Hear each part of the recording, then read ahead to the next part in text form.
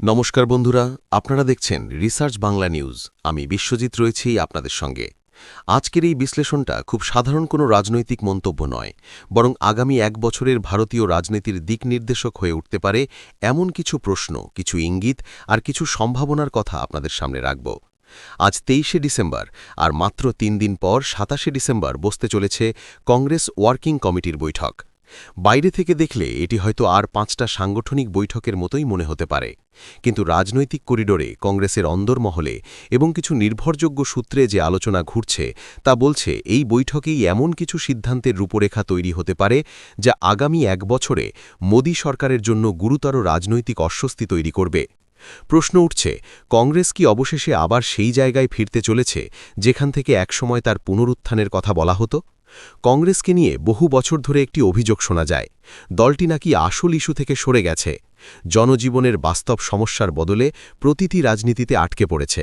কিন্তু হঠাৎ করে এই সিডব্লিউসি মানে কংগ্রেস ওয়ার্কিং কমিটির বৈঠকের ঠিক আগে দুটি ইস্যু এমনভাবে সামনে এসেছে যেগুলো কেবল রাজনৈতিক বক্তব্য নয়, সরাসরি মানুষের জীবনের সঙ্গে জড়িত। আর এখানেই আসল রাজনীতির প্রশ্ন। প্রথম ইস্যু মনরেগা। অনেকেই বলবেন, মনরেগা নিয়ে তো বহুবার কথা হয়েছে, আন্দোলন হয়েছে, বিতর্ক হয়েছে, কিন্তু এবার বিষয়টা আলাদা। কারণ এবার সরকার শুধু বাজেট কমায়নি, নামমাত্র সংস্কার করেনি, সরকার কার্যত মনরেগা আত্মাটাকেই বদলে দিয়েছে। যে প্রকল্পটি ছিল একটি অধিকার ভিত্তিক আইন, যেখানে দেশের দরিদ্র নাগরিক সরকারকে গিয়ে বলতে পারত, আমাকে ১০০ দিনের কাজ দিন, সেই অধিকারটি এখন প্রশ্নের মুখে। নতুন আইনের মাধ্যমে মনরেগাকে ডিমান্ড ড্রিভেন বলে দাবি করা হলেও বাস্তবে সিদ্ধান্তের ক্ষমতা চলে গেছে সরকারের হাতে। কাজ হবে কি হবে না তা নির্ধারণ করবে প্রশাসন। তার উপর প্রায় ৪০% আর্থিক বোঝা চাপিয়ে দেওয়া হয়েছে রাজ্য সরকারের ঘাড়ে। যে রাজ্যগুলো আগে ফেটেই নানা সামাজিক প্রকল্প, ভর্তুকি, ফ্রি পরিষেবা দিতে গিয়ে আর্থিক চাপে রয়েছে, তারাই অতিরিক্ত বোঝা বইবে কিভাবে? লোকসভায় যেভাবে এই বিল পাশ করানো হয়েছে তা সংসদীয় গণতন্ত্রের ইতিহাসে নজিরবিহীন বললেও কম বলা হয়। বিলের কপি ছেঁড়া হয়েছে, বিরোধীরা প্রতিবাদ করেছে, জেপিসি বা স্ট্যান্ডিং কমিটিতে পাঠানোর দাবি উঠেছে, কিছুই শোনা হয়নি। একই দিনে লোকসভা, একই দিনে রাজ্যসভা, গভীর রাতে পাশ, তারপর রাষ্ট্রপতির স্বাক্ষর। প্রশ্ন উঠছে, এত তাড়াহুড়ো কেন? যদি সত্যিই এটি গরিব মানুষের স্বার্থে হয়, তাহলে আলোচনা থেকে পালানোর কি দরকার ছিল? মনরেগা নিখুঁত প্রকল্প নয়, দুর্নীতি আছে, অপব্যবহার হয়েছে, একথা অস্বীকার করার জায়গা নেই।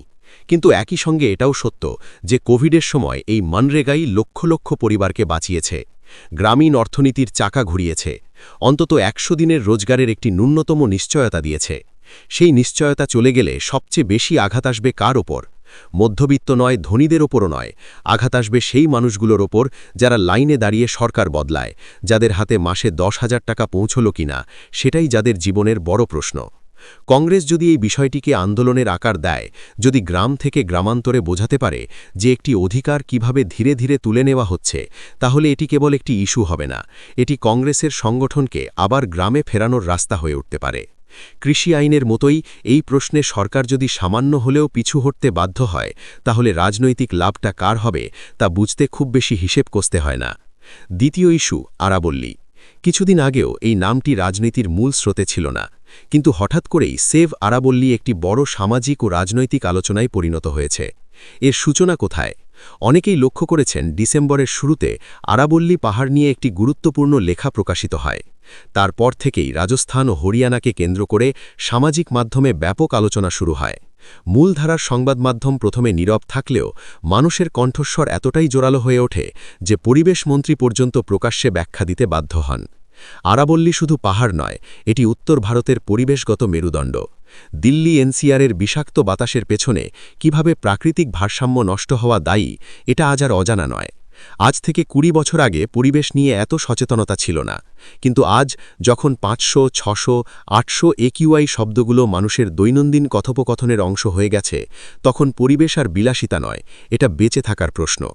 এই ইস্যু সরাসরি গিয়ে আঘাত করে মধ্যবিত্তের জীবনে। দরিদ্র মানুষ রোজই বাইরে বেরোতে হয়, ধনী মানুষ নিজের ৪ দেওয়ালের মধ্যে পরিশোধিত বাতাস কিনে নিতে পারে, কিন্তু মধ্যবিত্তের কাছে সেই সুযোগ নেই। তাকে চাকরিতে যেতে হয়, সন্তানকে স্কুলে পাঠাতে হয়, শহরের রাস্তায় চলতে হয়। তাই যখন আরাবল্লীর মতো প্রাকৃতিক ঢাল ধ্বংসের আশঙ্কা তৈরি হয়, তখন এই শ্রেণী সবচেয়ে বেশি আতঙ্কিত হয়।